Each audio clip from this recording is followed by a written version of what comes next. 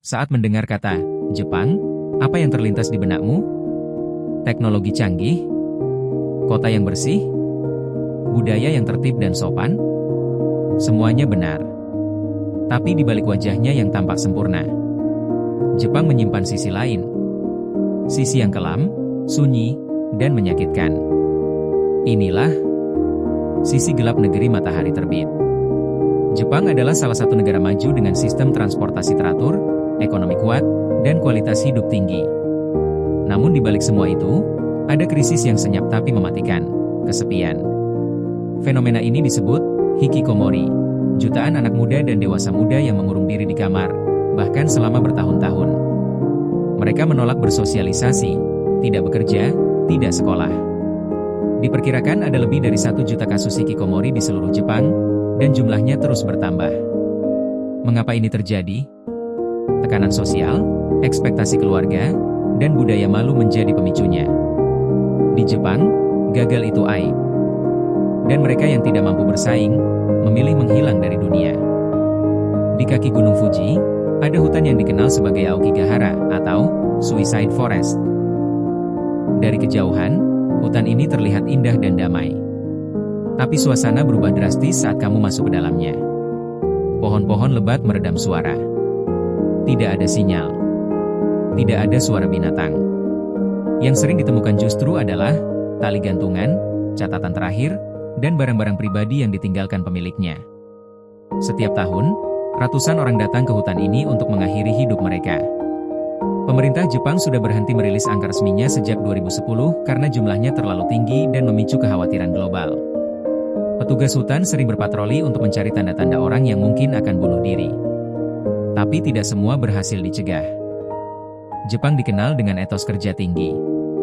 Tapi, tahukah kamu bahwa bekerja bisa membunuh? Istilah karshi berarti kematian karena terlalu banyak bekerja. Setiap tahun, ribuan kasus kematian akibat serangan jantung, stroke, atau bunuh diri dikaitkan langsung dengan stres kerja berlebihan. Orang Jepang sering bekerja lebih dari 80 jam per minggu, tanpa liburan, tanpa keluhan. Mereka tidur di kereta, makan sambil jalan, dan pulang larut malam. Kenapa? Karena budaya malu dan loyalitas pada perusahaan mendorong mereka untuk tidak menolak, bahkan saat tubuh mereka sudah tidak kuat. Beberapa perusahaan telah dituntut karena menyebabkan karshi. Tapi budaya ini masih sulit diubah. Jepang saat ini menghadapi krisis demografi. Populasi menua, angka kelahiran menurun, dan generasi muda tidak ingin menikah atau punya anak. Akibatnya, ratusan desa dan kota kecil menjadi kosong disebut sebagai Muragaikotsu atau desa hantu. Rumah-rumah dibiarkan terbengkalai. Sekolah ditutup. Tidak ada anak-anak. Hanya lansia, menunggu ajal. Di banyak tempat, kamu bisa berjalan berjam-jam tanpa bertemu satu orang pun. Beberapa desa bahkan memiliki lebih banyak boneka daripada manusia, karena seorang seniman setempat membuat boneka untuk menggantikan warga yang telah meninggal. Jepang memang terkenal aman, tapi bukan berarti tidak ada kejahatan. Di balik layar, beroperasi salah satu sindikat kriminal paling terkenal, Yakuza. Organisasi ini sudah ada sejak ratusan tahun lalu, dan memiliki struktur seperti perusahaan. Ada bos besar, anak buah, sistem loyalitas, bahkan kantor resmi. Yakuza terlibat dalam perjudian ilegal, perdagangan manusia, pemerasan, dan kejahatan kerah putih. Namun anehnya, mereka juga terlibat dalam kegiatan sosial seperti memberi bantuan saat gempa. Hal ini membuat mereka seperti penjahat yang sopan, namun tetap mematikan.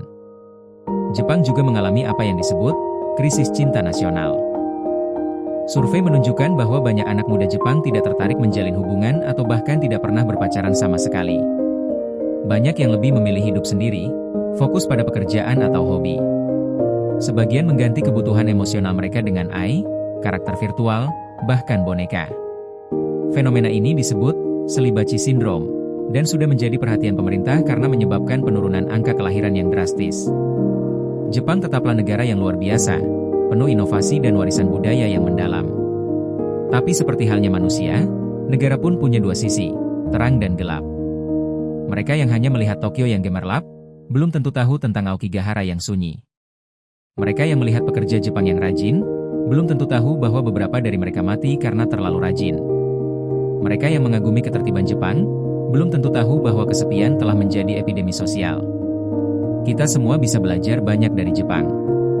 Bukan hanya tentang bagaimana membangun peradaban, tapi juga bagaimana memahami dan merawat sisi kemanusiaan di tengah kesempurnaan. Jika kamu suka konten seperti ini, jangan lupa untuk like, subscribe, dan nyalakan lonceng notifikasi. Karena di balik keindahan dunia, selalu ada kisah-kisah tersembunyi yang perlu diungkap.